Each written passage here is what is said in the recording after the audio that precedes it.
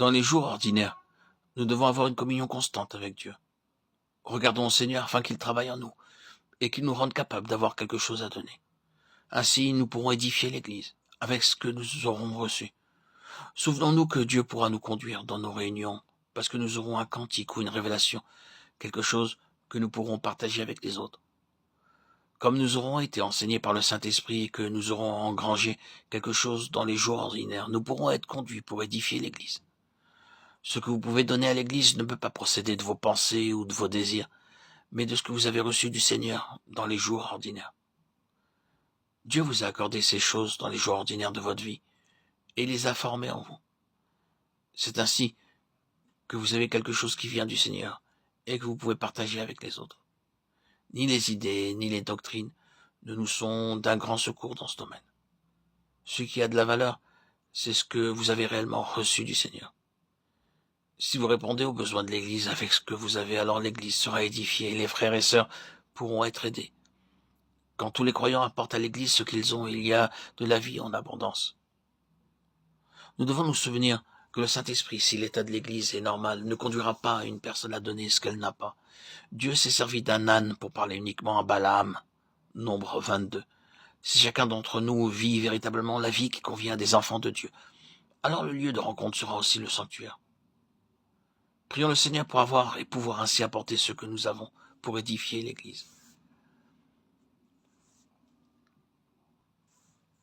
L'Esprit ne conduira pas ceux qui n'ont pas de parole, ceux qui n'ont pas de cantique, pas d'exhortation, ou ceux qui n'ont pas de révélation ou qui ne peuvent pas interpréter les langues. Le Saint-Esprit ne fait rien de manière désordonnée. L'abondance de biens lors des réunions ne se manifeste pas au moment de la réunion, mais plutôt dans nos propres maisons. Ce que j'ai lorsque je suis chez moi, je l'aurai aussi lors des réunions. A contrario, ce que je n'ai pas lorsque je suis à la maison, je ne l'aurai pas non plus au moment de la réunion. En parlant de ce que j'ai, je ne fais pas ici allusion aux produits de pensée personnelle ni de certaines impulsions d'ordre émotionnel. C'est ce que nous recevons continuellement lorsque nous sommes devant Dieu et qui est constitué en nous en esprit.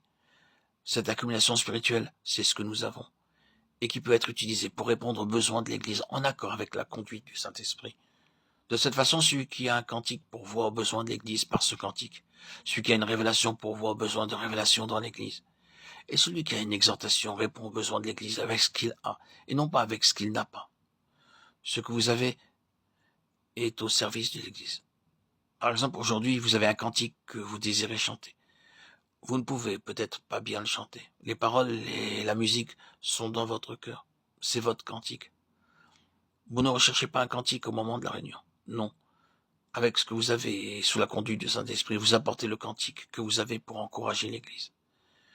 Il en est de même pour les quelques précieuses paroles que nous avons pu recevoir et que nous pouvons recevoir lorsque le Seigneur nous parle. Ce sont peut-être de simples paroles, mais ce sont nos paroles. Il en est de même lorsque nous avons une révélation ou une exhortation, nous devons répondre aux besoins uniquement avec ce que nous avons.